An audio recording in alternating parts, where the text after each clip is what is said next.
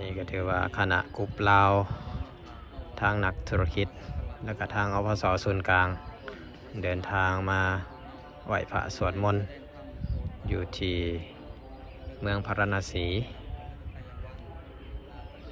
นี่ก็คือเป็นสารนาฏก็คือเป็นป่าอิสิปตนะมาคาฤทัยวันเป็นสวนกวางในสมัยก่อนนี้ที่พระเจ้าได้เดินทางมาจากพุทธคยาหลังจากตรัสรู้แล้วเดินทางมา11 วันกว่าจะมาถึงในสถูปธรรมราสิกสถูปหรือว่าธรรมิกสถูปที่มาโปรดพระเจ้าวัคคีย์ทั้งหาอยู่หม่องนี้ได้เทศนาธรรมกันแรกก็คือธรรมจักรกับปวัตตนสูตรอยู่หม่องนี้ที่เราได้สวดกันเอวเมสุตังเอกังสมัยยังอยู่นี่เราจะได้มาสวดธรรมจักรกันนี่คือธรรมิกสถูปตัวนี้เป็นกุฏิหลังแรกที่พระเจ้าได้มาจำพรรษาและวันนี้ก็มีพระอรหันต์ทั้งหมดในพรรษาแรก61 รูป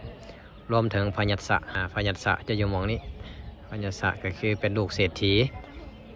มีปราสาท3 ฤดูแต่ว่าตื่นขึ้นมาแล้วเห็นอากัปกิริยาของหญิงสาวการนอนการก่นเสียงดัง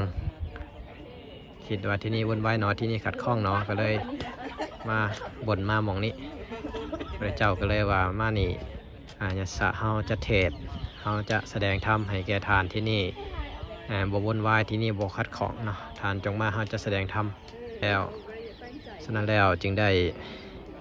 มีพระอรหันต์และก็โมพระยศ